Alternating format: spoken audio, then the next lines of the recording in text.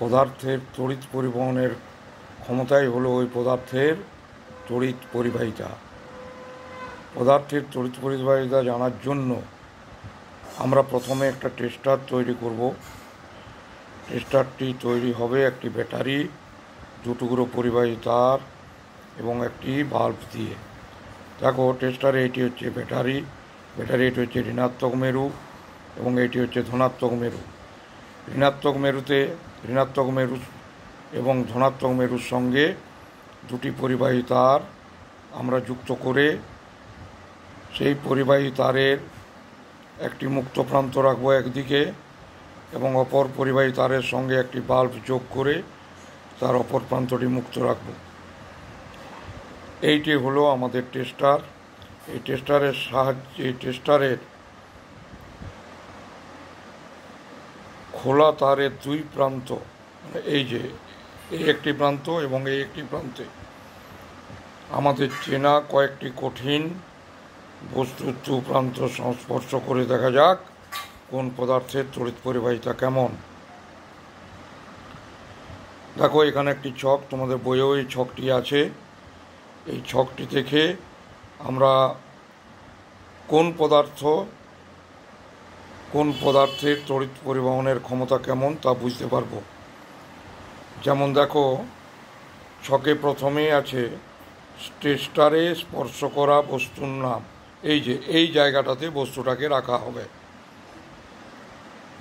কাগজের টুকরো, টেস্টারে বাল্ব জ্বলছে কি জ্বলছে না, দেখা গেল এই বাল্বটি জ্বলছে না যখন কাগজের টুকরো এখানে রাখা হলো।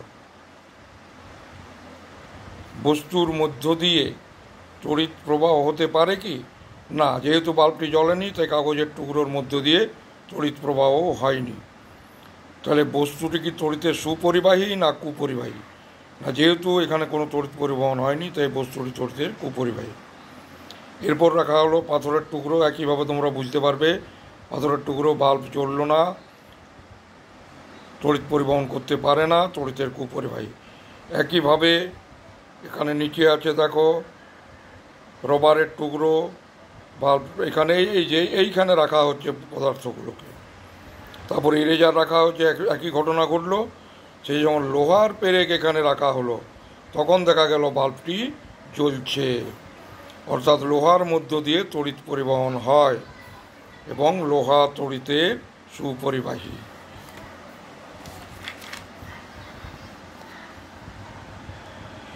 এই পরীক্ষাগুলি থেকে কি জানা গেল না, কোনো পদার্থ তড়িৎ পরিবহন করে, আবার কোনো পদার্থ তড়িৎ পরিবহন করে না।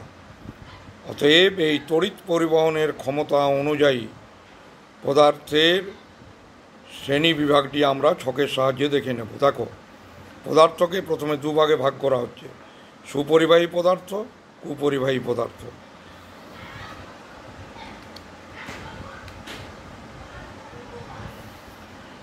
সুপরিবাহী পদার্থ আবার কুপরিবাহী পদার্থ। এই সুপরিবাহী পদার্থকে ইলেকট্রনীয় পরিবাহী এবং তড়িৎ বিশ্লেষ্য পদার্থ এই দুই ভাগে ভাগ করা হচ্ছে। ইলেকট্রনীয় পরিবাহী দুই প্রকার, ধাতব পরিবাহী, অধাতব পরিবাহী।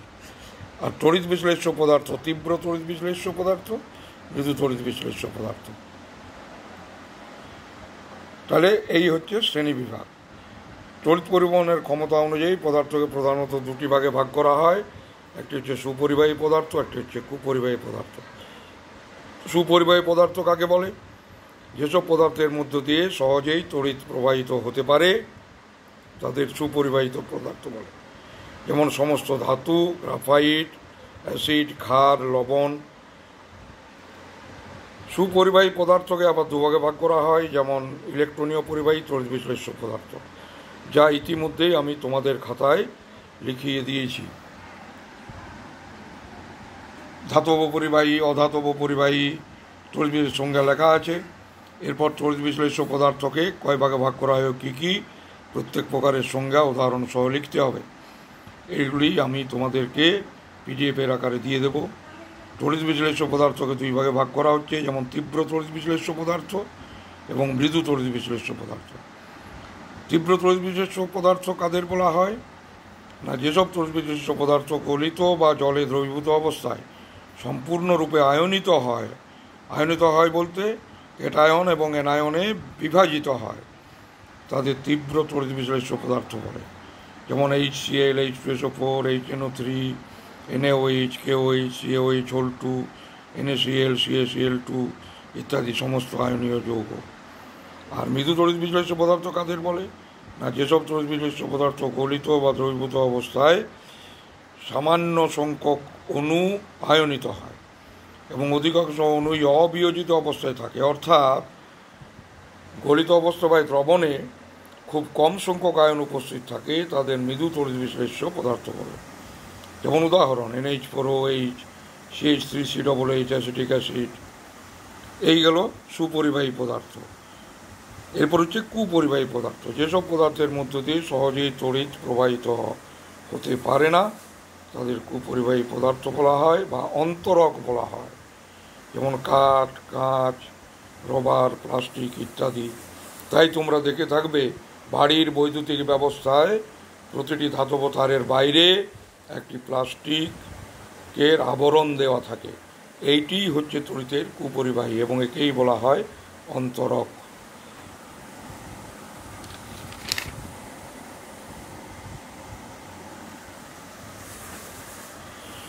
এরপর দেখো, কিছু কিছু পদার্থের তড়িৎ পরিবহন ক্ষমতা এত কম যে সাধারণ ওই বৈদ্যুতিক বাতি ব্যবহার করে তা বোঝা যায় না। সেই জন্য অনেক সময় LED বা বর্তমানে যে লাইট এমিটিং ডায়োড নামক বৈদ্যুতিক বাতি আবিষ্কৃত হয়েছে, সেই LED ছোট বাতি ব্যবহার করে LED খুব কম তড়িৎ পরিবহন হলেও LED প্রজ্বলিত হয়ে সেটা প্রমাণ করতে পারে। কিন্তু তবুও যদি অত্যন্ত কম তড়িৎ প্রবাহিত হয় তাহলেও কিন্তু LED নাও জ্বলতে পারে। তাহলে তার পরিবর্তে কি করা হয় না, এই দেখো, এইটি হচ্ছে তড়িৎ বর্তনী। তড়িৎ বর্তনী কাকে বলে না, ব্যাটারির ধনাত্মক মেরু থেকে ঋণাত্মক মেরু পর্যন্ত তড়িৎ প্রবাহের সমগ্র যে পথটি তাকেই বলা হয় তড়িৎ বর্তনী। এই যে এটা এই যে রেখাগুলি দেখতে পাচ্ছ, উল্লম্ব রেখাগুলি, এইগুলি হচ্ছে, এইটি হচ্ছে ব্যাটারি। ব্যাটারির বড় যে রেখাটি সেটি ধনাত্মক মেরুকে সূচিত করে, ছোট যে রেখাটি সেটি ঋণাত্মক মেরুকে সূচিত করে। এই ধনাত্মক মেরু থেকে, ব্যাটারির ধনাত্মক মেরু থেকে ঋণাত্মক মেরু পর্যন্ত তড়িৎ প্রবাহের সমগ্র যে পথটি, সেই পথটিকে তড়িৎ বর্তনী বা ইলেকট্রনীয় সার্কিট বলা হয়। এরপর যেহেতু LED বাল্বের সাহায্যে অনেক সময় পদার্থের তড়িৎ ক্ষমতা বোঝা যায় না, তাই কি করা হলো না, যেখানে ওই যে আগে যেভাবে মুক্ত প্রান্ত রাখা হয়েছিল, এই যে একটি মুক্ত প্রান্ত, এটি হচ্ছে ধনাত্মক মেরুর সঙ্গে যুক্ত পরিবাহী তার, এটি হচ্ছে ঋণাত্মক মেরুর সঙ্গে যুক্ত পরিবাহী তার। এখানে একটি সুইচ রাখা আছে, সুইচ বলতে যা বর্তনীটিকে, সুইচটি অন করলে বর্তনীটি ছেদ হয়, আবার সুইচটি বন্ধ করলে বর্তনীটি সুইচ দিয়ে এই বর্তনীর তড়িৎ প্রবাহের পথটিকে ছেদ করা যায়। সুইচ সম্বন্ধে তোমাদের প্রত্যেকের ধারণা আছে। সুইচ অফ করলে বর্তনীতে তড়িৎ প্রবাহ বন্ধ হয়ে যায়, আবার অন করলে বর্তনীতে তড়িৎ প্রবাহ চালু হয়। এইখানে রাখা থাকবে পরীক্ষাধীন বস্তু এবং তার নিচে রাখা আছে একটি চুম্বক শলাকা। চুম্বক শলাকা কি? ইস্পাতের তৈরি দুই প্রান্ত সূচালো ইস্পাতের তৈরি অত্যন্ত হালকা চুম্বকিত পাতকে বলা হয় চুম্বক শলাকা। এই তড়িৎ পরিবহনের ফলে এই যখন কোনো পরিবাহীর মধ্য দিয়ে তড়িৎ প্রবাহিত হয়, তখন ওই তড়িৎ পরিবাহীর চতুর্দিকে একটি চুম্বক ক্ষেত্রের সৃষ্টি হয়। তাই তড়িৎ পরিবহন হলে ওই চুম্বক ক্ষেত্রের প্রভাবে এই শলাকাটির বিক্ষেপ হবে। এই বিক্ষেপ থেকে সহজেই বোঝা যাবে, খুব সামান্য পরিমাণ তড়িৎ প্রবাহিত হলেও এই বিক্ষেপটি লক্ষ্য করা যাবে। তাই এই বিক্ষেপ লক্ষ্য করে দেখা যাবে যে কোন কোন বস্তু তড়িৎ পরিবহন করে এবং কোন কোন বস্তু তড়িৎ পরিবহন করে না। এইটি দেখার জন্যই আমরা কয়েকটি পদার্থ নিয়েছি। দেখো, একটি ছকের মাধ্যমে সেটি দেখানো হয়েছে। তরলের নাম পাতিলেবুর রস নিয়েছি। শলাকার বিক্ষেপ কেমন,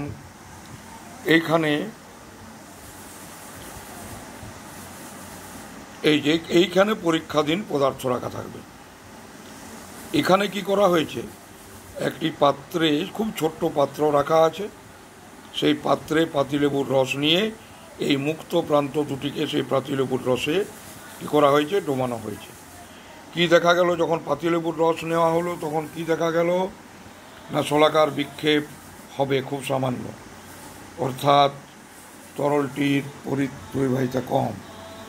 এরপর যখন পানীয় জল নেওয়া হলো তখন শলাকাটির ওইভাবে বিক্ষেপ হবে, এই যে এইখানটাতে পানীয় জল নেওয়া হয়েছে, শলাকাটির বিক্ষেপ হবে এবং তরলটির তড়িৎ পরিবাহিতা কম। পানীয় জল নেওয়া হলো, এবার ভিনিগারের দ্রবণ, শলাকাটির বিক্ষেপ হবে, তরলটির তড়িৎ পরিবাহিতা কম। এরপর নারকেল তেল নেওয়া হলো, এই যে নারকেল তেল, ওই পাত্রে, শলাকাটির বিক্ষেপ হবে না, তড়িতের কুপরিবাহী, অর্থাৎ তড়িৎ পরিবহন করে না। মধু, শলাকাটির বিক্ষেপ হবে না, তরলটির তড়িতের কুপরিবাহী। এইভাবে এই চুম্বক শলাকার সাহায্যে খুব সহজেই কোনো পদার্থ তড়িতের কুপরিবাহী বা সুপরিবাহী তা সহজেই বোঝা গেল। এরপর হচ্ছে উপরের পরীক্ষাটিতে কি দেখা গেল, যে বিভিন্ন তরলের মধ্যে কোনো তরলের কম বেশি তড়িৎ পরিবাহিতা আছে, আবার কোনো তরলের তড়িৎ পরিবাহিতা নেই, অর্থাৎ কুপরিবাহী। অর্থাৎ বলা যায় কোনো তরল তড়িৎ পরিবহন করে। এখন আমরা পাতিত জল, যে জলে কোনো লবণ দ্রবীভূত থাকে না, এবং পাতিত জলে নুন মিশিয়ে একই পরীক্ষা করা যায়। দেখো, তরলের নাম পাতিত জল, পাতিত জলে লবণের দ্রবণ, তড়িৎ পরিবাহিতা কেমন, এই দুটি দেখব। তাহলে উপরে এই যে এইখানে এই পাত্রে প্রথমে পাতিত জল রাখা হলো, দেখা গেল যে নুন মেশানো পাতিত জলের কি দেখা গেল না, প্রথমে পাতিত জল রেখে দেখা গেল শলাকার কোনো বিক্ষেপ হলো না, অর্থাৎ পাতিত জল তড়িতের কুপরিবাহী। কিন্তু নুন মিশ্রিত জল যখন এখানে রাখা হলো তখন দেখা গেল যে নুন মিশ্রিত জল তড়িতের সুপরিবাহী। যে কোনো উৎস থেকে পাওয়া জলেও একাধিক লবণ বা ধাতব যৌগ মিশে থাকে। এই ধাতব যৌগের লবণগুলি জলকে তড়িৎ পরিবাহী করে তুলতে সাহায্য করে। পানীয় জলে মিশে থাকা এইসব খনিজ পদার্থ মানব শরীরের পক্ষে দরকারি। খাবার নুনের মাধ্যমেও মানব শরীর একাধিক লবণ গ্রহণ করে। অতএব মানব শরীর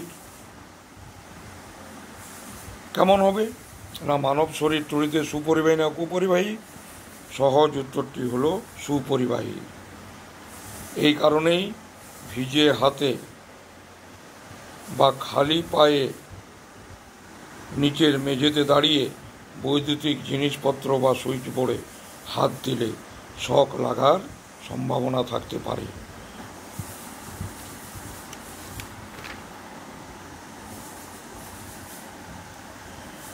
অর্থাৎ খাদ্য লবণ তথা অন্যান্য লবণ তরল অবস্থায় বা জলে দ্রবীভূত অবস্থায় তড়িতের সুপরিবাহী।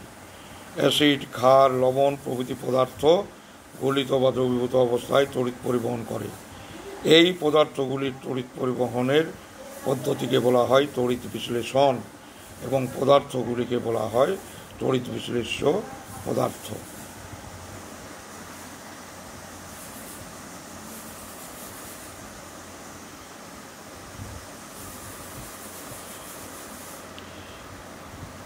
H2SO4 মিশ্রিত জলের মধ্য দিয়ে তড়িৎ পাঠালে জল বিশিষ্ট হয়ে H2 এবং O2 গ্যাস উৎপন্ন করে। 2H2O তীরচিহ্ন 2H2+O2। তেমনি গলিত সোডিয়াম ক্লোরাইডের মধ্য দিয়েও তড়িৎ পাঠানো যায়। তড়িৎ পাঠানোর পদ্ধতি হলো তড়িৎ বিশ্লেষণ, এবং পদার্থগুলি হলো তড়িৎ বিশ্লেষ্য পদার্থ।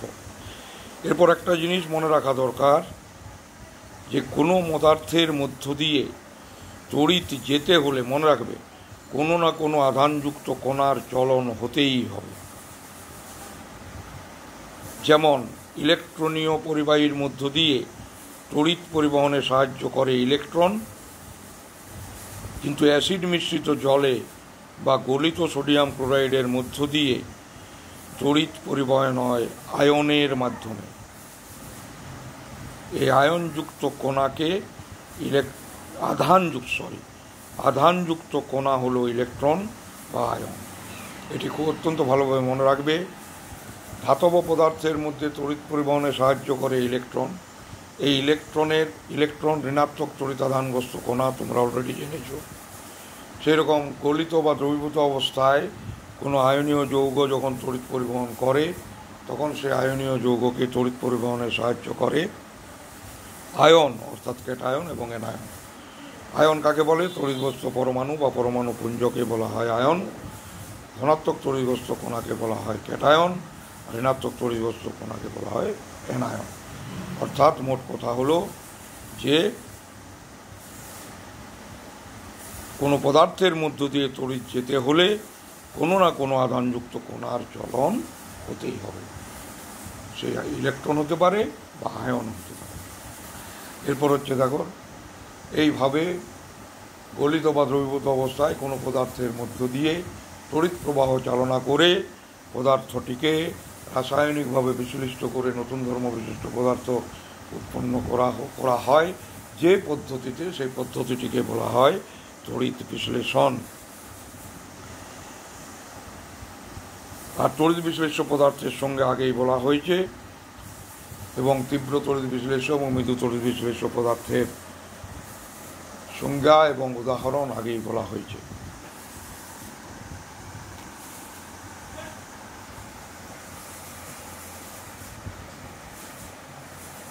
কিছু কিছু পদার্থ আছে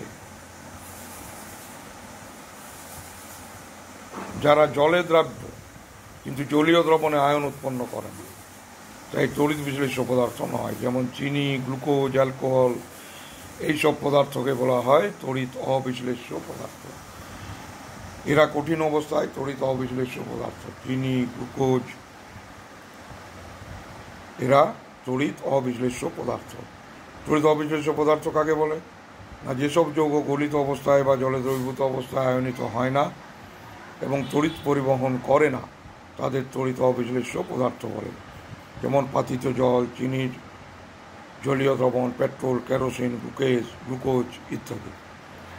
এরপর দেখো, কতগুলি আয়নীয় যৌগের উদাহরণ নিয়ে একটি ছক তৈরি করা হয়েছে। এই ছকটিতে কতকগুলি আয়নীয় যৌগ আছে এবং জলীয় দ্রবণে তারা কী কী আয়ন দেয়, জলীয় দ্রবণ এই আয়ন তার আয়নে সম্পূর্ণ বিয়োজিত হয় কিনা, আর জলীয় দ্রবণ তড়িৎ পরিবাহী হওয়া উচিত কিনা, এবং তড়িৎ বিশ্লেষ্য বা তড়িৎ অবিশ্লেষ্য কিনা। যেমন সোডিয়াম ক্লোরাইড আছে, চিনি আছে, potassium hydroxide, alcohol, ammonium sulphate, sulphuric acid, potassium nitrate, copper sulphate, glucose. জলীয় দ্রবণে যথেষ্ট আয়ন দেয়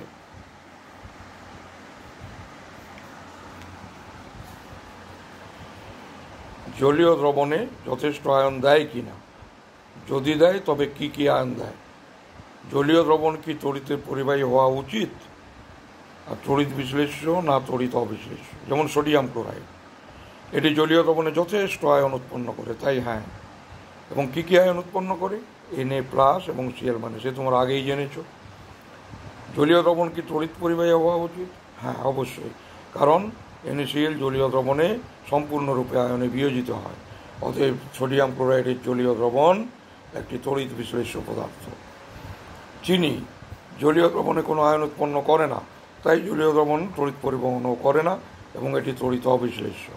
অ্যালকোহল একই কথা, কোনো জলীয় দ্রবণে আয়ন উৎপন্ন করে না এবং জলীয় দ্রবণ তড়িৎ পরিবাহী হওয়া উচিত কিনা, না, এবং এটি তড়িৎ অবিশ্লেষ্য। সালফিউরিক, যেমন অ্যামোনিয়াম সালফেট, হ্যাঁ, অ্যামোনিয়াম প্লাস NH4+2- এনায়ন উৎপন্ন ক্যাটায়ন, NH4+ ক্যাটায়ন2- এনায়ন উৎপন্ন করে, হ্যাঁ, তড়িৎ বিশ্লেষ্য।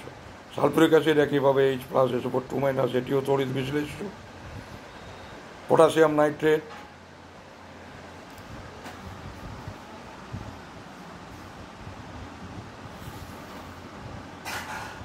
Potassium nitrate.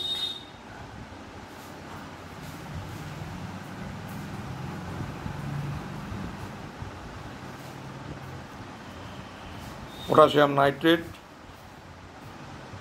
দেখো K+ এবং Na3- অ্যানায়নে বিয়োজিত হয় জলীয় দ্রবণে, এবং জলীয় দ্রবণ তড়িতের পর যেহেতু আয়ন উৎপন্ন হয় সম্পূর্ণভাবে বিয়োজিত হয়, তাই এটি তড়িৎ বিশ্লেষ্য পদার্থ।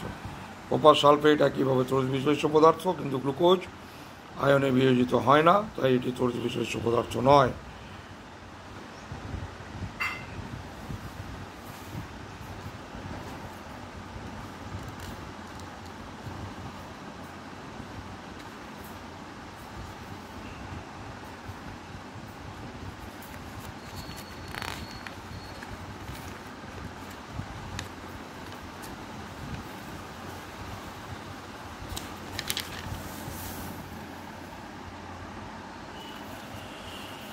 এরপর দেখো তড়িৎ বিশ্লেষণ করতে হলে কি কি চাই, কোন কোন বস্তু চাই।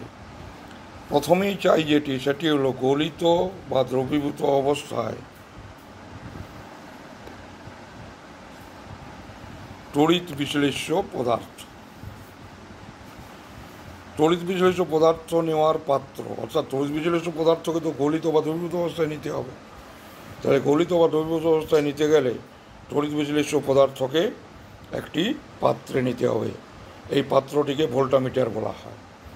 3 নম্বর তড়িতের উৎস অর্থাৎ ব্যাটারি। তড়িৎ বিশ্লেষ্য পদার্থের মধ্য দিয়ে ব্যাটারি থেকে তড়িৎ চালনা করার জন্য দুটি ধাতব দণ্ড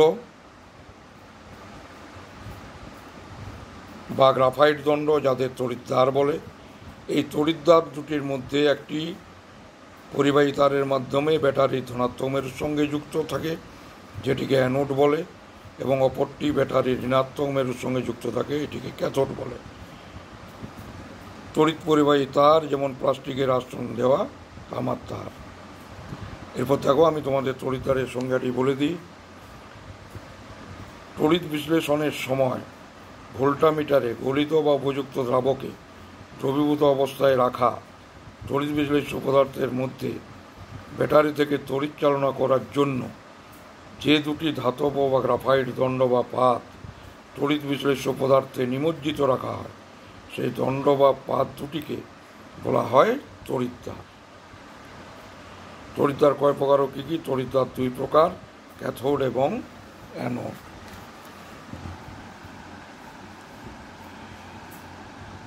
দেখো তড়িৎ বিশ্লেষণ পাত্র যেমন দেখো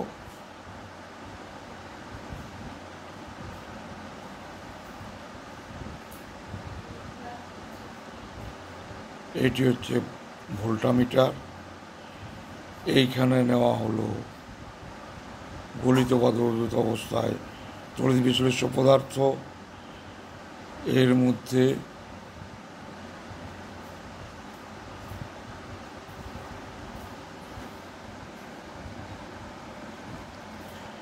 দুটি ধাতব পাতকে নিমজ্জিত করা হলো।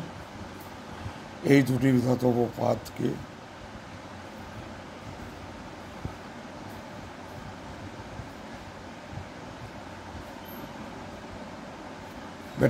এটি ব্যাটারি।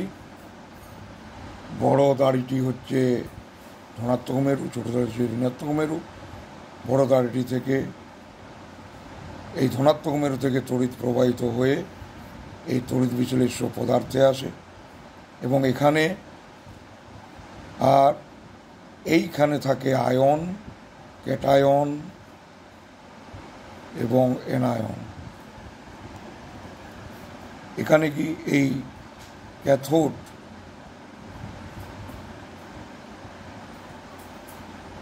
মনে রাখবে, ব্যাটারি থেকে তড়িৎ পরিবহনের পথটি হচ্ছে ধনাত্মক মেরু থেকে ঋণাত্মক মেরু পর্যন্ত, এবং ঋণাত্মক মেরু থেকে ধনাত্মক মেরুর দিকে চলে ইলেকট্রনের স্রোত। ব্যাটারি তখনই তড়িৎ পরিবহন করতে পারবে যখন তার ঋণাত্মক মেরু থেকে ধনাত্মক মেরুর দিকে ইলেকট্রনের স্রোত সৃষ্টি হবে। ব্যাটারির ঋণাত্মক মেরু ইলেকট্রনের আধিক্য আছে, এখানে আছে পরিবাহী। এখানে এই ক্যাটায়ন কি করে, যেহেতু পরিবাহীর সঙ্গে এই ধাতব দণ্ডটি যুক্ত আছে, তাহলে পরিবাহী তারের সাহায্যে ব্যাটারির ঋণাত্মক মেরুর সঙ্গে যে ধাতব দণ্ডটি যুক্ত থাকে বা যে তড়িৎদ্বারটি যুক্ত থাকে তাকে ক্যাথোড বলে, আর ব্যাটারির ধনাত্মক মেরুর সঙ্গে যে তড়িৎদ্বারটি যুক্ত থাকে তাকে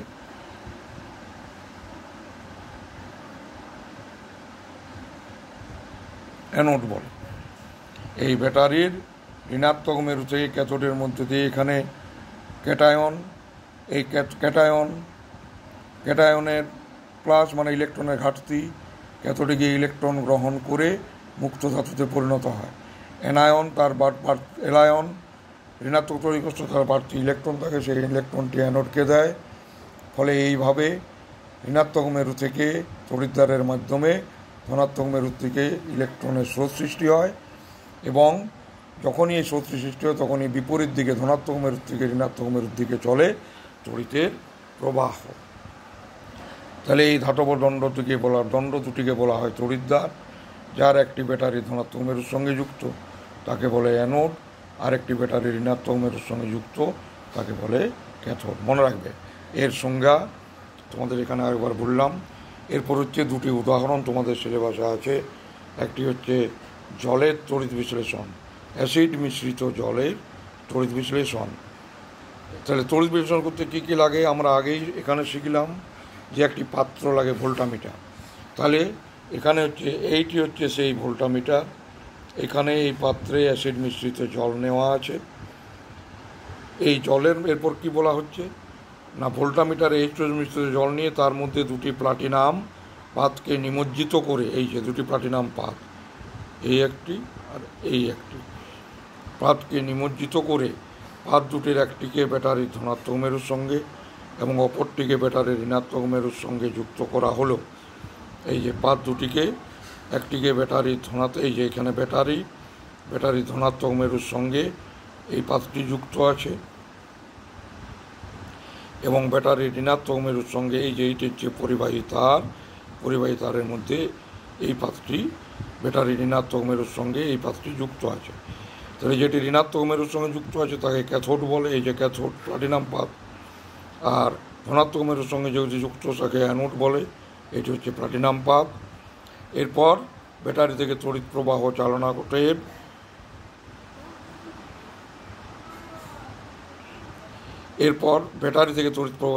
করলে দেখা যাবে যে ক্যাথোডে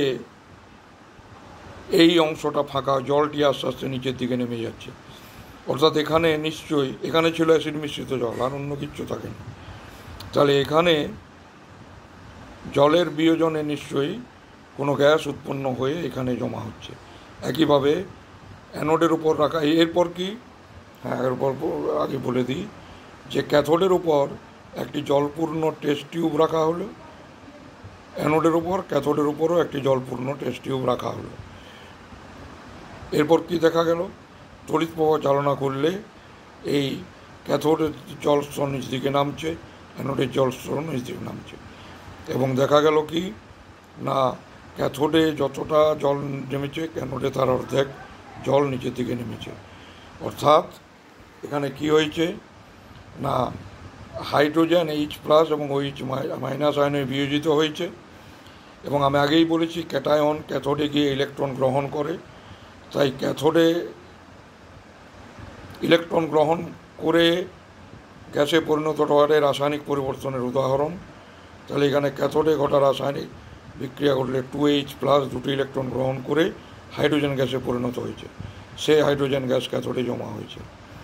অ্যানোডে ঘটা রাসায়নিক বিক্রিয়া OH- জলের আয়নীয় বিয়োজন উৎপন্ন হয়েছে H+ এবং OH-।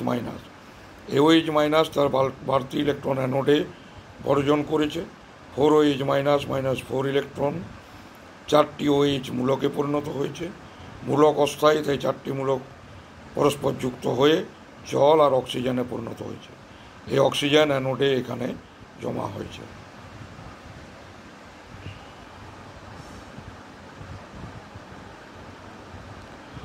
তাহলে এখানে ক্যাথোডে ইলেকট্রন গ্রহণ, অ্যানোডে ইলেকট্রন বর্জন। ইলেকট্রন গ্রহণকে কি বলা হয় তোমরা আগেই জেনেছো, জারণ বিক্রিয়া। আর ইলেকট্রন বর্জনকে বলা হয়, ইলেকট্রন গ্রহণকে কি বলা হয়, বিজারণ বিক্রিয়া। আর ইলেকট্রন বর্জনকে বলা হয় জারণ বিক্রিয়া। অর্থাৎ ক্যাথোডে বিজারণ ঘটে, অ্যানোডে জারণ ঘটে। এই হলো, অর্থাৎ দেখা গেল জলের, অ্যাসিড মিশ্রিত জলের মধ্য দিয়ে তড়িৎ প্রবাহ চালনা করে তরল জলকে দুটি গ্যাসে ভেঙে দেওয়া গেল। একটি হচ্ছে তার উপাদান গ্যাস হাইড্রোজেন এবং অক্সিজেন।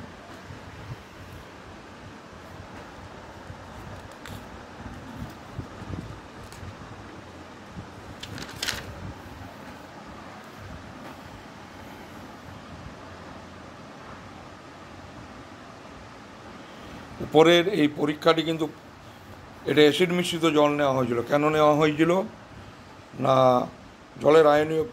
বিশুদ্ধ জলের আয়নীয় বিয়োজনের হার অত্যন্ত কম। জলের আয়নীয় বিয়োজনের হার বাড়ানোর জন্য জলের সঙ্গে মেশানো হয়েছিল অ্যাসিড।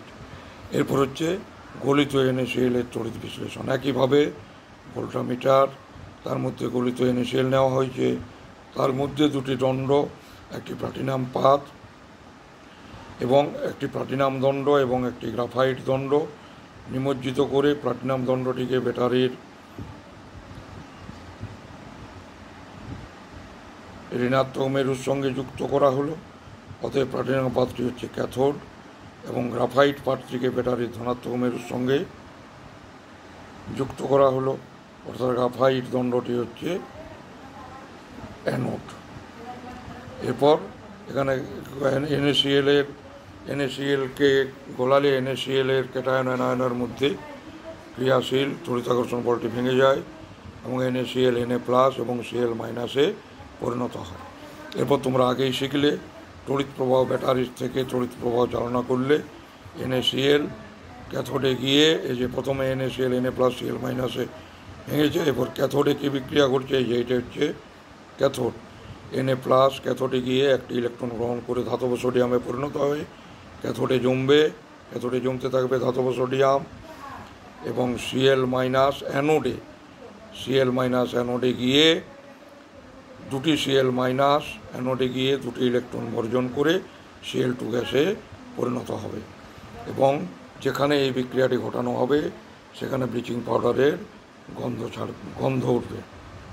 কারণ ক্লোরিন গ্যাস, সোডিয়াম ক্লোরাইডের তড়িৎ বিশ্লেষণে সোডিয়াম ধাতু এবং ক্লোরিন গ্যাস উৎপন্ন হয়।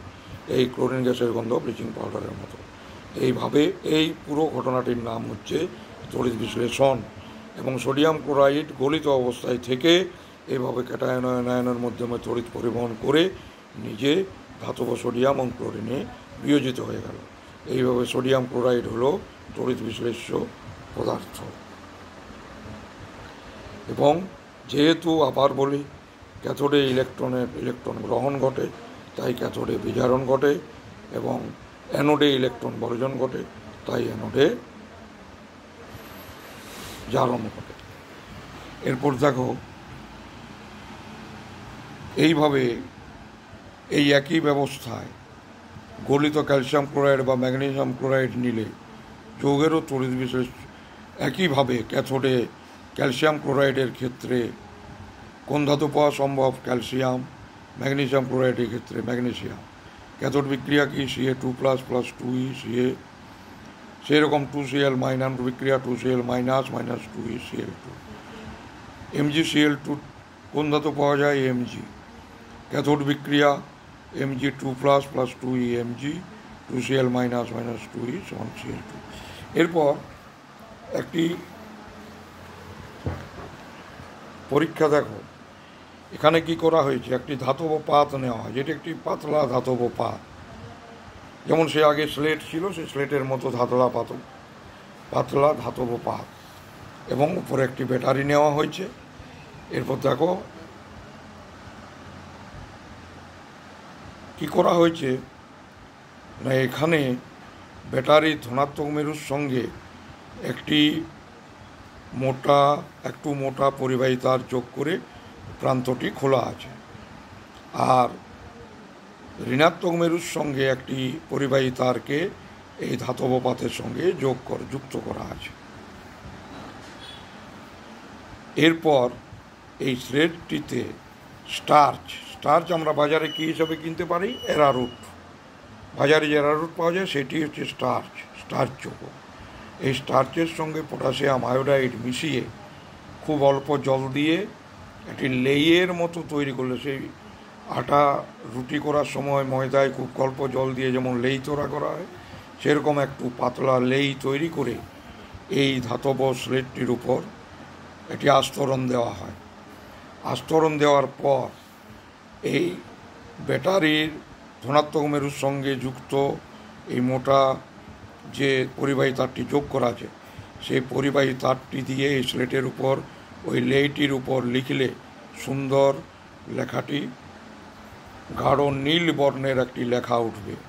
যেমন এখানে দেখো রসায়ন লেখার চেষ্টা করা হয়েছে, লেখাটি কিন্তু গাঢ় নীল বর্ণের সুন্দর দেখা যাচ্ছে। তাহলে এর কারণটি কি না, দেখো স্টার্চ এবং পটাশিয়াম আয়োডাইডের লেই মাখানো ধাতব পাত, এই ধাতব পাতটি ক্যাথোড, কারণ ধাতব পাতটিকে পরিবাহী তার দ্বারা কার সঙ্গে যুক্ত করা আছে? ব্যাটারির ঋণাত্মক মেরুর সঙ্গে যুক্ত করা আছে।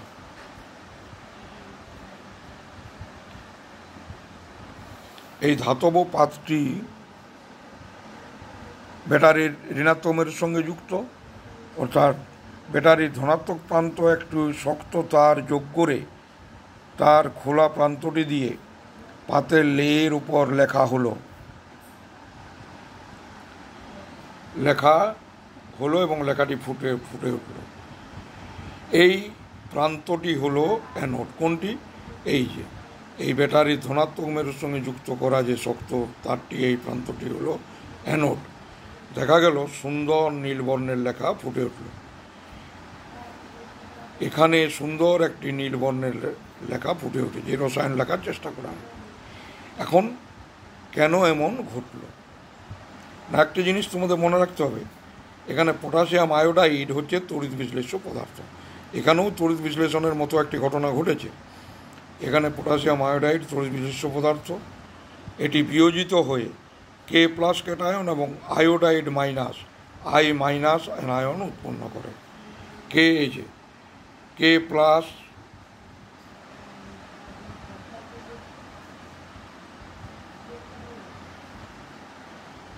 কে আই সমান তীর চিহ্ন কে প্লাস ক্যাটায়ন এবং আই মাইনাস অ্যানায়ন। এখন ব্যাটারি থেকে তড়িৎ প্রবাহ চালনা করলে ক্যাটায়ন কে প্লাস ক্যাথোডে গিয়ে ইলেকট্রন গ্রহণ করে ধাতব পটাশিয়ামে পরিণত হয়। আর অপর দিকে আই মাইনাস অ্যানায়ন, আমরা আগেই শিখেছি, অ্যানায়ন অ্যানোডে গিয়ে তার ইলেকট্রন বর্জন করে। তাহলে আই মাইনাস অ্যানোডে গিয়ে ইলেকট্রন বর্জন করে এবং আয়োডিন পরমাণুতে পরিণত হয় এবং দুটি আই পরমাণু যুক্ত হয়ে I2 অণু উৎপন্ন করে। এই I2 এখানে কি ছিল? পটাশিয়াম আয়োডাইড এবং স্টার্চের একটা মিশ্রণ ছিল। এই I2 ওই স্টার্চের সঙ্গে সংস্পর্শে নীল বর্ণের একটি জটিল যৌগ তৈরি করে। এই যে এটি হচ্ছে অ্যানোড, এই অ্যানোডের সংস্পর্শে আই মাইনাস অ্যানোডে গিয়ে ইলেকট্রন বর্জন করে আই পরমাণুতে পরিণত হয়। দুটি আই পরমাণু I2-তে পরিণত হয় এবং এই I2 এবং স্টার্চ মিলে একটি নীল বর্ণের জটিল যৌগ উৎপন্ন করে। তাই এখানে এই নীল লেখাটি ফুটে ওঠে। এরপর ক্যাথোডে কে প্লাস প্লাস ইলেকট্রন সমান কে, ক্যাথোডে উৎপন্ন হচ্ছে পটাশিয়াম, আর অ্যানোডে আই মাইনাস মাইনাস একটি ইলেকট্রন সমান আই প্লাস আই সমান I2। এই I2 আর পূর্বে আমরা যে স্টার্চ নিয়েছিলাম সেই স্টার্চের সঙ্গে বিক্রিয়ায় একটি গাঢ় নীল বর্ণের জটিল যৌগ উৎপন্ন করে। তার জন্যই এই নীল লেখাটি এখানে উঠেছে। আশা করি বিষয়টি বুঝতে পেরেছ। আমি PDF আকারে দিয়ে দেবো, তোমরা খাতায় ভালো করে লিখে নেবে। এরপর তোমাদের শেষ অংশ আসছে তড়িৎ বিশ্লেষণের ব্যবহার। কোন কোন কাজে তড়িৎ বিশ্লেষণকে লাগানো হয়। দেখো, প্রথমেই ধাতু নিষ্কাশন তড়িৎ বিশ্লেষণের প্রয়োগ। ধাতু নিষ্কাশনে তড়িৎ বিশ্লেষণের প্রয়োগ। এই ধাতু নিষ্কাশনের সময় দেখো, তড়িৎ বিশ্লেষণ প্রক্রিয়ায় কিছু কিছু ধাতুর যৌগ থেকে ধাতুগুলিকে আলাদা করা হয়। তড়িৎ বিশ্লেষণ প্রক্রিয়ায় কোনো কোনো যৌগ থেকে ধাতুগুলিকে আলাদা করা সম্ভব হয়। যেমন CaCl2, NaCl, KCl, MgCl2 প্রভৃতি লবণগুলিকে গলিত অবস্থায় নিয়ে তাদের মধ্যে প্লাটিনাম গ্রাফাইট তড়িৎদ্বার রেখে তড়িৎ প্রবাহ ব্যাটারি থেকে তড়িৎ প্রবাহ চালনা করলে ক্যাথোডে ধাতুগুলি মুক্ত হয় এবং সেই ধাতুগুলিকে সংগ্রহ করলেই ধাতুগুলিকে আলাদা করে পাওয়া যায়। কীভাবে হয় না, আমরা আগেই শিখেছি, ক্যাটায়ন ক্যাথোডে গিয়ে ইলেকট্রন গ্রহণ করে মৌল ধাতুতে পরিণত হয়। যেমন Ca2+ দুটি ইলেকট্রন গ্রহণ করে ক্যালসিয়াম ধাতুতে পরিণত হয়ে ক্যাথোডে জমতে থাকবে। Na+ একটি ইলেকট্রন গ্রহণ করে Na ধাতুতে পরিণত হয়ে ক্যাথোডে জমতে থাকবে। K+ একটি ইলেকট্রন গ্রহণ করে ক্যাথোডে জমতে থাকবে এবং এই ক্যাথোড থেকে ধাতুগুলিকে আমরা সংগ্রহ করে নিতে পারব। এইভাবে তড়িৎ বিশ্লেষণ প্রক্রিয়ার সাহায্যে ধাতুকে সংগ্রহ করা হয়। যেমন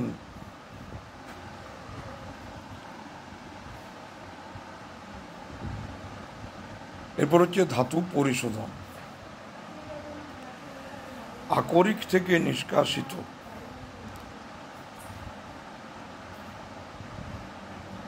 ধাতুতে অনেক সময় অশুদ্ধি থেকে যায়। আকরিক থেকে যে সমস্ত ধাতুগুলোকে নিষ্কাশন করা হয় সেই সমস্ত ধাতুতে অনেক সময় অশুদ্ধি থেকে যায়। এই অশুদ্ধিগুলিকে দূর করার জন্যই তড়িৎ বিশ্লেষণ প্রক্রিয়ার সাহায্য নেওয়া হয়।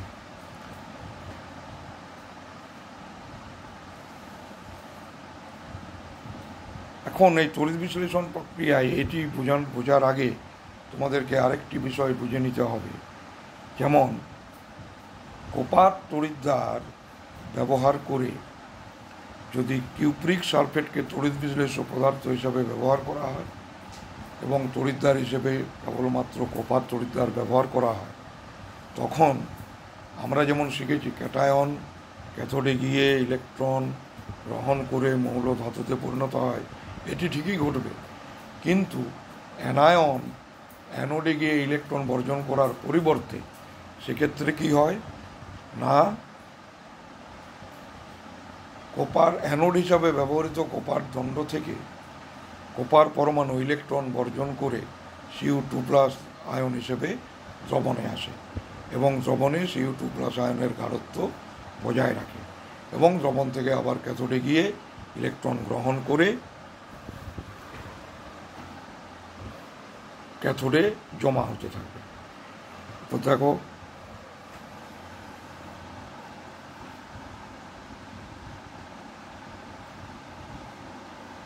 এটি হচ্ছে ভোল্টামিটার। এই ভোল্টামিটারে নীল বর্ণের কপার সালফেটের জলীয় দ্রবণ নেওয়া হলো, নীল বর্ণ। এখানে একটি কপারের দণ্ড, এখানেও আরেকটি কপারের দণ্ড নেওয়া হলো। এই দণ্ড দুটিকে পরিবাহী তারের সাহায্যে ব্যাটারির ধনাত্মক এবং ঋণাত্মক মেরুর সঙ্গে যুক্ত করা হলো। এই ধনাত্মক মেরুর সঙ্গে যুক্ত তড়িৎদ্বারটিকে কী বলা হয়, এটি আগেই শিখেছ, এটিকে অ্যানোড বলা হয়। আর ঋণাত্মক মেরুর সঙ্গে যুক্ত তড়িৎদ্বারটিকে কী বলা হয়, এটিকে ক্যাথোড বলা হয়। এরপর এখানে কপার সালফেটের জলীয় দ্রবণ আছে। ব্যাটারি থেকে তড়িৎ প্রবাহ চালনা করলে এখানে কী কী ক্যাটায়ন এবং অ্যানায়ন আছে, এখানে নেওয়া হয়েছে CuSO4। এই দেখো, তড়িৎ বিশ্লেষ্য পদার্থ হিসেবে কী নেওয়া হয়েছে, 15% CuSO4 জলীয় দ্রবণ এবং 5% H2SO4 দ্রবণ। ব্যবহৃত ক্যাথোড কি, বিশুদ্ধ তামার সরু দণ্ড। এইটি হচ্ছে ব্যবহৃত ক্যাথোড। এবং ব্যবহৃত অ্যানোড অবিশুদ্ধ তামার মোটা চতুষ্কোণ পাত। এটি হচ্ছে তড়িৎ বিশ্লেষণের মাধ্যমে আমরা এই অবিশুদ্ধ তামার এই যে পাতটি সেটিকে বিশুদ্ধ কপারে পরিণত করব। এখানে কি হয় না, প্রথমেই দেখো CuSO4 Cu2+ এবং SO4 2- অ্যানায়ন উৎপন্ন করবে। অ্যানোড থেকে সিউ পরমাণু দুটি ইলেকট্রন বর্জন করে দ্রবণে আসে। এক্ষেত্রে এই অ্যানোড থেকে দুটি ইলেকট্রন বর্জন করে Cu2+ দ্রবণে আসে এবং ক্যাথোডে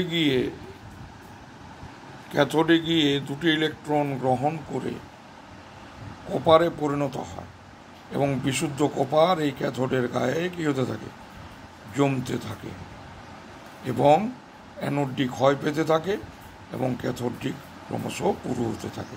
এরপর যেহেতু এটি বিশুদ্ধ কপারের তৈরি, তাহলে ক্যাথোডে কী ঘটছে, Cu2+ + 2 ইলেকট্রন Cu এই ক্যাথোডে গিয়ে জমছে, আর অ্যানোডে Cu দুটি ইলেকট্রন বর্জন করে Cu - 2 ইলেকট্রন সমান Cu2+। তাহলে এভাবে এই বিশুদ্ধ কপারের দণ্ডে বিশুদ্ধ তামা জমা হবে এবং এই ক্যাথোডটিকে বের করে নিলেই বিশুদ্ধ অবস্থায় তামাকে পাওয়া গেল এবং অবিশুদ্ধিগুলি এই ক্যাথোডের তলায় এই অ্যানোডের নিচটাতে জমা হয়ে থাকলো এবং সেটি কেমনভাবে জমা হয়, তামা কাদার আকারে জমা হয় এবং এইটিকে বলা হয় অ্যানোড মাড। অ্যানোডের নিচে কাদার ইংরেজি মাড। তাই এখানে যে অবিশুদ্ধিগুলি থাকে, কী কী অবিশুদ্ধি থাকে না, এখানে যে অবিশুদ্ধিগুলি জমা হয় সে অবিশুদ্ধিগুলি হলো সিলভার, প্লাটিনাম, গোল্ড, এই সব দামি ধাতু তামার সঙ্গে অবিশুদ্ধি হিসেবে জমা থাকে এবং এরা এই অ্যানোডের তলাটাতে তোমার কাদার আকারে জমা হয়। তাই এই কাদার আকারে জমা এই ধাতুগুলি সম্মিলিত এই কাদাটিকে অ্যানোড মাড বলা হয়। কি বলা হয়? অ্যানোড মাড। মাড মানে কাদা। অ্যানোড মাডে কী কী থাকে? এই সিলভার, প্লাটিনাম, গোল্ড প্রভৃতি মূল্যবান ধাতু উপস্থিত থাকে। এইভাবে তড়িৎ বিশ্লেষণ প্রক্রিয়ায় অবিশুদ্ধ কপার থেকে বিশুদ্ধ কপার নিষ্কাশন করা হয়। এইটি হচ্ছে তড়িৎ বিশ্লেষণের একটি প্রয়োগ। আর শেষ প্রয়োগটি হচ্ছে তড়িৎ লেপন। তড়িৎ লেপন কি না, তড়িৎ লেপন হচ্ছে তোমরা দেখে থাকবে যে কোনো দৈনন্দিন জীবনে ব্যবহৃত বস্তুর উপর নিকেলের প্রলেপ দেওয়া থাকে। এখানে কি করা হয়েছে, লোহার তৈরি বস্তুর উপর নিকেলের প্রলেপ দেওয়া হয়েছে তড়িৎ বিশ্লেষণ প্রক্রিয়া। তোমরা এর আগে কপার পরিশোধনের সময় বুঝতে পেরেছ যে কি হয় না, তড়িৎ বিশ্লেষ্য পদার্থ, যেহেতু তড়িৎ বিশ্লেষ্য পদার্থ লাগবে, ক্যাথোড অ্যানোড লাগবে, তড়িতের উৎস লাগবে। তাহলে তড়িৎ লেপন কাকে বলে না, তড়িৎ বিশ্লেষণ প্রক্রিয়ায় কোনো ধাতুর উপর অপেক্ষাকৃত দামি ও কম ক্ষয়িষ্ণু ধাতু, যেগুলো ক্ষয় কম ক্ষয়িষ্ণু ধাতুর প্রলেপ বা স্তরণ দেওয়াকে বলা হয় তড়িৎ লেপন। তাহলে তড়িৎ বিশ্লেষণ প্রক্রিয়ায় কোনো ধাতুর উপর, অধিক সক্রিয় ধাতুর উপর অপেক্ষাকৃত দামি এবং কম ক্ষয়িষ্ণু অর্থাৎ কম সক্রিয় ধাতুর প্রলেপ দেওয়ার ঘটনাকে পদ্ধতিকে বলা হয় তড়িৎ লেপন। তড়িৎ লেপনের নীতি কী না, তড়িৎ লেপনের নীতি যে তড়িৎ লেপনে কী কী লাগে না, যেহেতু তড়িৎ বিশ্লেষণ প্রক্রিয়ায় তড়িৎ লেপন করা হয়, তড়িৎ বিশ্লেষ্য পদার্থ লাগে, ক্যাথোড অ্যানোড লাগে। এখন তড়িৎ লেপন একটি ধাতুর উপর আরেকটি ধাতুর প্রলেপ দেওয়া হয়। তাহলে এই দুটি ধাতুর একটিকে ক্যাথোড হিসেবে ব্যবহার করা হয়, একটিকে অ্যানোড হিসেবে ব্যবহার করা হয়। না, ক্যাথোড হিসাবে কোন ধাতুটিকে ব্যবহার করা হবে তোমরা নিশ্চয়ই বুঝতে পারছো। ক্যাথোডে গিয়ে ক্যাটায়ন ইলেকট্রন বর্জন করে ক্যাথোডের ওপর গিয়ে জমছে, অর্থাৎ যে বস্তুর উপর প্রলেপ দেওয়া হবে সেটিকে রাখতে হবে ক্যাথোডে, যে ধাতুর উপর প্রলেপ দেওয়া হবে। এবং আরেকটা জিনিস তোমরা এর আগে লক্ষ্য করলে যে অ্যানোড থেকে ধাতব পরমাণু ইলেকট্রন বর্জন করে ক্যাটায়ন হিসেবে দ্রবণে আসে এবং সেই ক্যাটায়ন ক্যাথোডে গিয়ে ইলেকট্রন গ্রহণ করে মৌল ধাতুতে পরিণত হয়ে ক্যাথোডের গায়ে জমতে থাকে। অর্থাৎ যে ধাতুর প্রলেপ দেওয়া হবে তাকে রাখা হবে অ্যানোডে।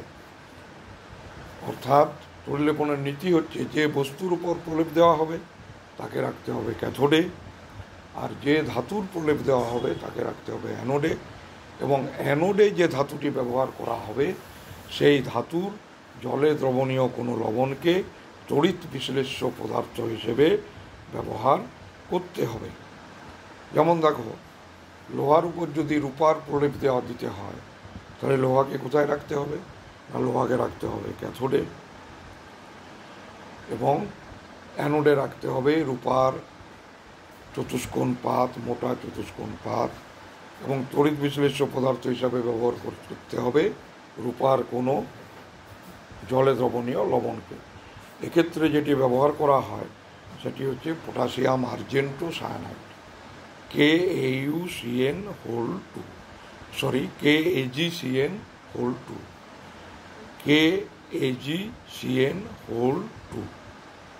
Potassium argento. সিলভারের ল্যাটিন নাম আর্জেন্টাম, তোমরা অলরেডি 7-এ পড়েছো, তাই এটিকে বলা হচ্ছে KAgCN2, পটাশিয়াম আর্জেন্টো সায়ানাইড। এক্ষেত্রে ক্যাথোডে কী হয়, ওই যে পটাশিয়াম আর্জেন্টো সায়ানাইড Ag+ ক্যাটায়নে পরিণত হয়।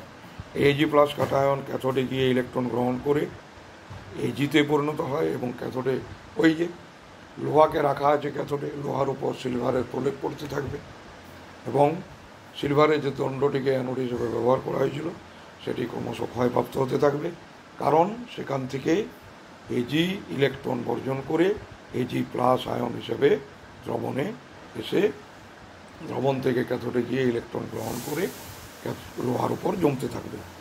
এইভাবে লোহার উপর রূপার একটি প্রলেপ বা আস্তরণ পড়বে এবং তখন সেটিকে দেখে মনে হবে রূপার তৈরি কোনো দ্রব্য।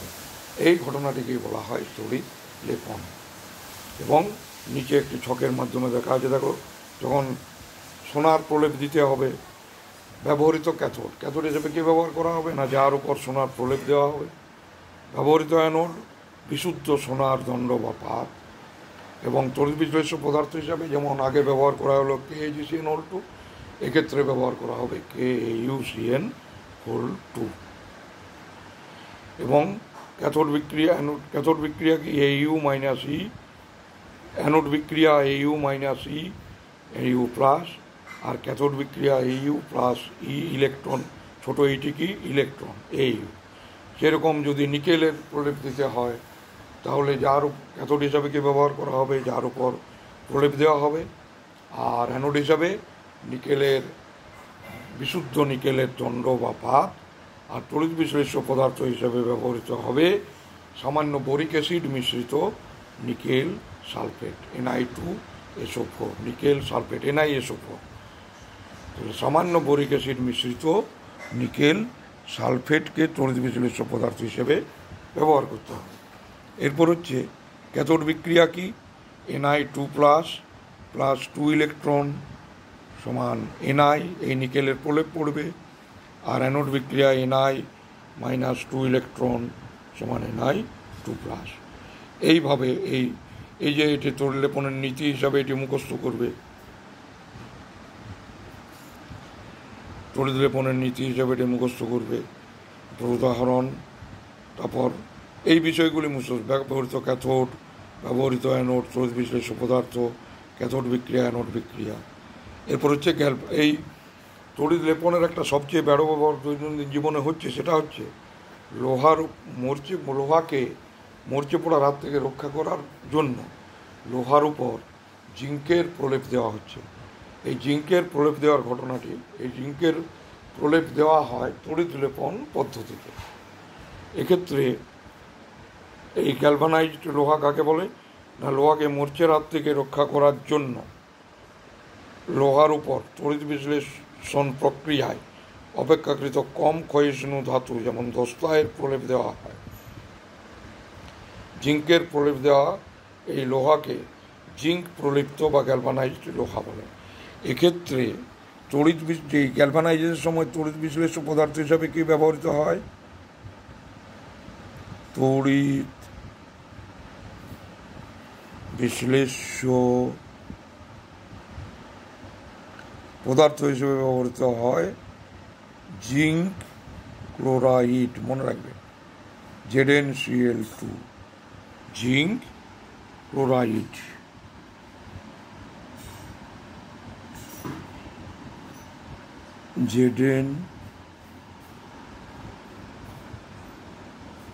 ZnCl2। এক্ষেত্রে ক্যাথোড বিক্রিয়া কি? ক্যাথোড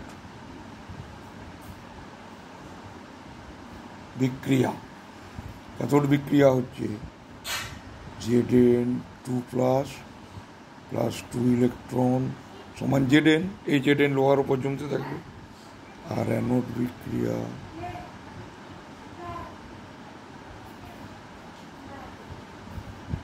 Zn-2 ইলেকট্রন তীর চিহ্ন Zn2+। এই হলো তড়িৎ লেপন। তড়িৎ লেপনের ব্যবহারিক প্রয়োগ কি? না গ্যালভানাইজড লোহা তৈরি।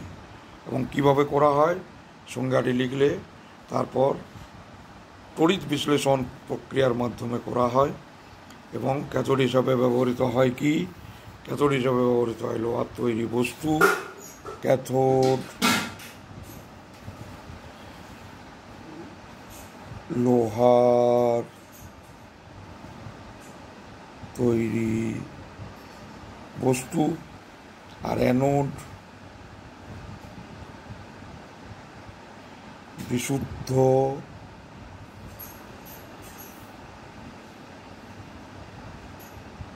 জিঙ্কের মোটা পাত বা দণ্ড।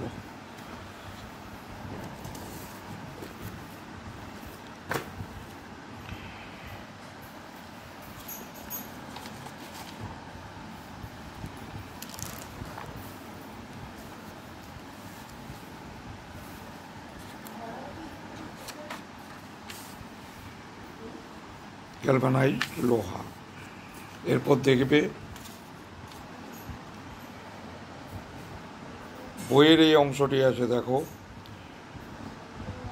এই যে গাড়ি বা সাইকেলে লোহার তৈরি অংশ অথবা পিতলের তৈরি জলের কলের উপর ক্রোমিয়ামের মতো চকচকে ধাতুর প্রলেপ দেওয়া থাকে যাতে যেগুলো আকর্ষণীয় এবং দীর্ঘস্থায়ী হয়। লোহার তৈরি সেতুতে এবং বাড়ির গ্রিল তৈরিতে ব্যবহার করা হয়। লোহার উপরেও জিঙ্কের প্রলেপ দেওয়া হয় ওই একই কারণে, যাতে সুন্দর দেখায় এবং দীর্ঘস্থায়ী হয়। লোহার যন্ত্রপাতি বাসনপত্র ইত্যাদিকে মরচে ধরা হাত থেকে বাঁচানোর জন্য তড়িৎ লেপনের সাহায্যে নিকেলের সূক্ষ্ম আস্তরণ দেওয়া হয়। এই আস্তরণের উপরও একে স্টেনলেস স্টিল বলে ভুল হতে পারে। তাহলে কি করে চিনবে যে মনে করো লোহার উপর নিকেলের প্রলেপ দেওয়া আছে এবং সেটিকে দেখতে পুরোপুরি স্টেনলেস স্টিলের মতো, কিন্তু সেটি অ্যাকচুয়ালি স্টিল নয়? চিনবে কি করে? না, নিকেল প্লেটিং করা জিনিস চুম্বক দিয়ে তীব্রভাবে আকৃষ্ট হয়, কিন্তু স্টেনলেস স্টিল চুম্বক দ্বারা আকৃষ্ট হয় না। তাই এটি স্টিলকে সঠিকভাবে চেনার উপায় হচ্ছে চুম্বকের সাহায্যে। যদি নিকেল প্লেটিং করা লোহা থাকে তাহলে সেটি চুম্বক দ্বারা তীব্রভাবে আকৃষ্ট হবে, আর যদি সত্যি স্টেনলেস স্টিল হয় তাহলে সেটি চুম্বক দ্বারা আকৃষ্ট হবে না। অর্থাৎ স্টিলের মতো দেখতে কোনো পদার্থ যদি চুম্বক দ্বারা আকৃষ্ট না হয় তাহলে তুমি নিশ্চিত হবে যে সেটি হচ্ছে প্রকৃতই স্টেনলেস স্টিল।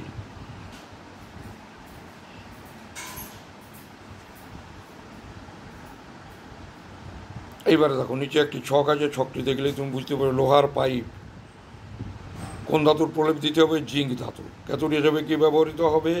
না লোহার পাইপ। অ্যানোড হিসাবে জিঙ্ক। লোহার তৈরি সাইকেলের হ্যান্ডেল কোন ধাতুর প্রলেপ দিতে হবে? ক্রোমিয়াম। তাহলে ক্যাথোড হিসাবে কী ব্যবহৃত হবে? ওই সাইকেলের তৈরি হ্যান্ডেল। এবং অ্যানোড হিসাবে ব্যবহৃত হবে ক্রোমিয়াম। পিতলের তৈরি কলের জল, পিতলের তৈরি জলের কল, পিতলের তৈরি জলের কলে কোন ধাতুর প্রলেপ দিতে হবে? না ক্রোমিয়াম। ক্যাথোড হিসাবে কী ব্যবহৃত হবে? না পিতলের তৈরি জলের কল। এবং অ্যানোড হিসাবে ব্যবহৃত হবে ক্রোমিয়ামের কোনো লবণ। অ্যানোড হিসাবে ব্যবহৃত হবে ক্রোমিয়াম, ক্রোমিয়ামের মোটা চতুষ্কোণ পাত এবং জলে দ্রবণীয় ওই অ্যানোড হিসাবে ব্যবহৃত ধাতুর বা ক্রোমিয়ামের জলে দ্রবণীয় কোনো লবণ। রূপার তৈরি গয়নায় যদি সোনার প্রলেপ দিতে হয় তাহলে ক্যাথোড হিসাবে রূপোর গয়না, অ্যানোড হিসাবে বিশুদ্ধ সোনার পাত। জার্মান সিলভারের তৈরি বাসনপত্র প্রলেপ দিতে হবে রূপার, তাহলে ক্যাথোড হিসাবে কী ব্যবহৃত হবে? জার্মান সিলভারের তৈরি বাসনপত্র। আর অ্যানোড হিসাবে ব্যবহৃত হবে রূপো। লোহার চামচের ওপর নিকেলের প্রলেপ দিতে গেলে ক্যাথোড হিসাবে ব্যবহৃত হবে লোহার চামচ, আর অ্যানোড হিসাবে ব্যবহৃত হবে নিকেল। এই হলো তড়িৎ বিশ্লেষণের তড়িতের রাসায়নিক প্রভাবের সমস্তটুকুই আলোচনা করে দেওয়া হলো, এবং এটি আমি সমস্ত বিষয়টি পিডিএফের আকারে দেব, তোমরা খাতায় লিখে নেবে। এবং